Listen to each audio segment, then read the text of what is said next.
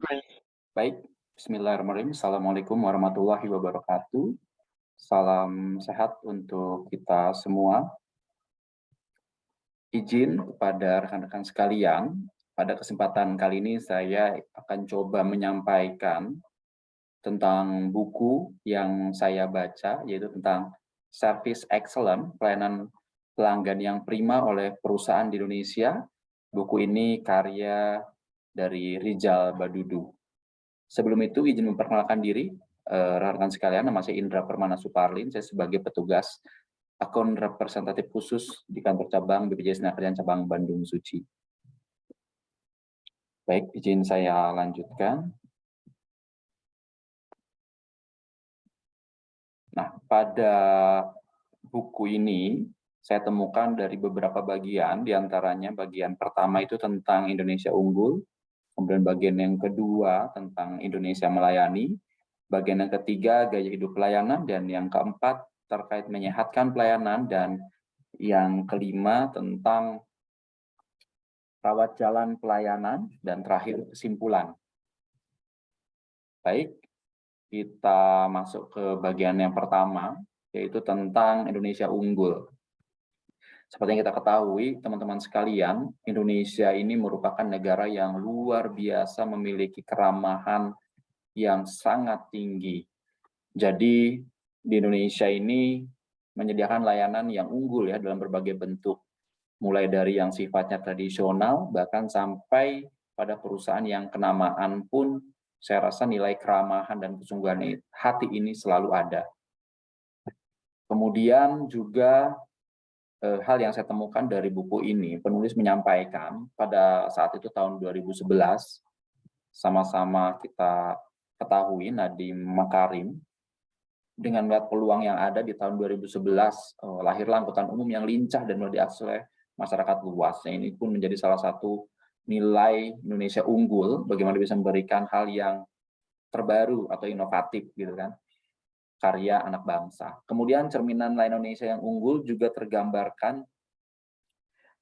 pada bentuk pelayanan penjualan di pasar-pasar tradisional ya. Jadi pada pasar tersebut beliau-beliau itu tidak mengutamakan barang dagangan di kiosnya gitu kan, tapi melainkan lebih memikirkan bagaimana kebutuhan pelanggannya. Baik, selanjutnya bagian yang kedua tentang Indonesia Melayani. Jadi perusahaan Indonesia juga sudah mengembangkan dan menerapkan pelayanan yang cukup baik, bahkan sangat baik. Pelayanan prima memang bukan hanya soal keramahan saja, rekan-rekan sekalian. Yang menjadi inti dan isi tentunya transaksi atau solusi yang diberikan kepada pelanggan sesuai dengan keinginannya. Kemudian hal yang lain sebenarnya dibutuhkan dalam Indonesia itu adalah sebuah perubahan atau inovasi-inovasi baru ya, yang perlu dilakukan dalam rangka di lapangan itu kompetitor terus tumbuh, dan ini dibutuhkan pembeda atau kelebihan lainnya agar konsumen bisa terpuaskan. Kemudian sebagai contoh, di sini penulis mencontohkan Bristock ya, di beberapa gerai di Jakarta, penulis mendapatkan bahwa dalam hal keramahan, layanan ini sudah sangat baik. Namun jika hal itu ditambah dengan demonstrasi atau kecepatan dan kerapihan serta efektif seperti yang ditunjukkan Singapura, mungkin akan menjadi lebih prima. Kuncinya dalam bagian ini adalah keramahan merupakan kemasan dari pelayanan itu sendiri. Saya lanjutkan rekan-rekan, masuk kepada bagian yang ketiga, gaya hidup pelayanan. Jadi bagaimana membuat pelayanan menjadi sebuah budaya. Jadi penulis menginginkan atau menyampaikan bahwa bagaimana pelayanan bisa jadi sebuah budaya. Tentunya tahapan tentang pelayanan tersebut dijelaskan juga oleh penulis terkait urutan-urutannya ya, nanti saya akan jelas kemudian. Kemudian juga dibahas oleh penulis bagaimana para pendiri perusahaan mewarnai budaya pelayanan pada perusahaan mereka. Kemudian budaya pelayanan harus sangat diusahakan dan dibentuk secara sengaja rekan-rekan agar dapat realisasi. Kemudian perusahaan perlu menggarap kualitas pelayanan secara komprehensif, baik dari segi produk yang dijual, proses dalam menghasilkan produk, sampai penyediaannya bagi pelanggan. maupun sumber daya manusianya itu sendiri untuk bisa dapat dimaksimalkan. Nah, ini tadi yang disampaikan oleh penulis. Jadi beberapa hal diantaranya, pertama perlu dipaksakan, kemudian yang kedua lakukan walau terpaksa, ketiga lama-lama akan terbiasa, kemudian yang keempat jadi biasa dilakukan rutin, dan yang kelima membudaya dilakukan secara refleks. Baik, saya lanjutkan kepada bagian yang keempat. Di sini penulis menuliskan menyehatkan pelayanan. Jadi dalam hal ini penulis mengupas tuntas tentang cara dalam melakukan pengelolaan pelayanan, yaitu dengan cara mencampur atau memadukan sebanyak mungkin aspek pelayanan dengan tujuan untuk meningkatkan kualitas pada layanan itu sendiri. Kemudian dalam buku ini juga ada kutipan dari Edward Deming. Beliau menyampaikan, tanpa teori, pengalaman tidak ada artinya. Tidak ada pertanyaan yang bisa diajukan dan tidak ada pembelajaran. Selanjutnya juga dalam bagian ini penulis menyampaikan atau memberi contoh pada perusahaan Bluebird Group yang melakukan integrasi seluruh aspek-aspek terbaru. Atau kita sebut ini sebuah contoh perusahaan melakukan inovasi ya. Yang pertama, service training harus berkaitan dengan service measurement, apa yang diajarkan di kelas pelatihan berkaitan dengan bagaimana kinerja pengen diukurnya. Kemudian service coaching akan lebih efektif jika merupakan kelanjutan dari service training.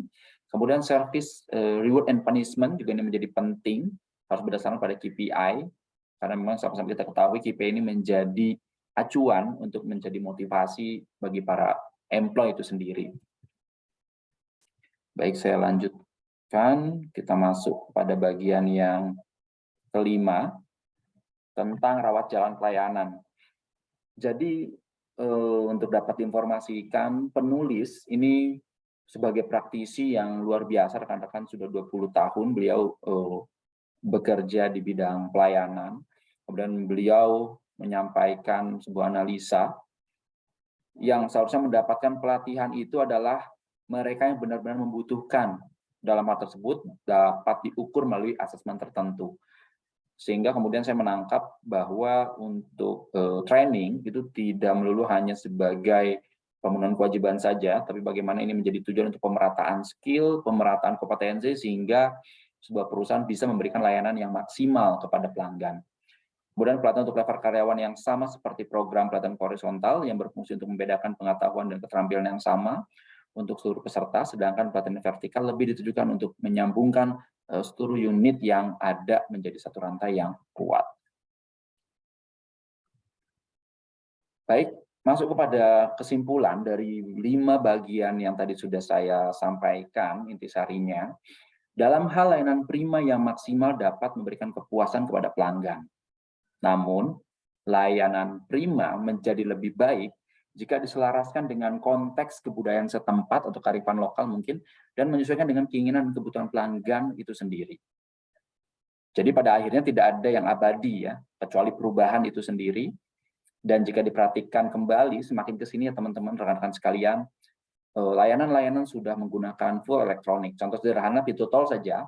Sekarang seluruh pintu tol itu sudah otomatis mesin.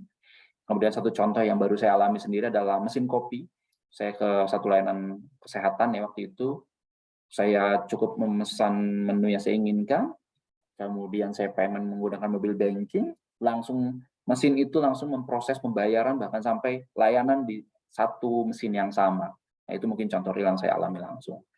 Kemudian di era 4.0 ini tantangan permintaan layanan menjadi sangat begitu kompleks. Dari beberapa hal kesimpulan ini, sehingga membuat kita berpikir bahwasannya sebuah perusahaan harus juga terus melakukan inovasi-inovasi yang baru atau penyesuaian-penyesuaian akan kebutuhan atau keinginan pelanggan pada era sekarang ini.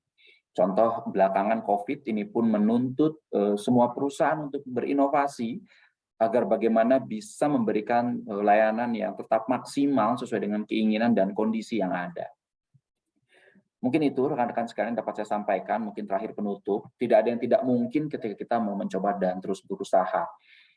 Itu mungkin yang dapat saya sampaikan, semoga sharing ini bermanfaat untuk rekan-rekan sekalian, tentunya untuk lembaga tercinta BPJS Ketenagakerjaan.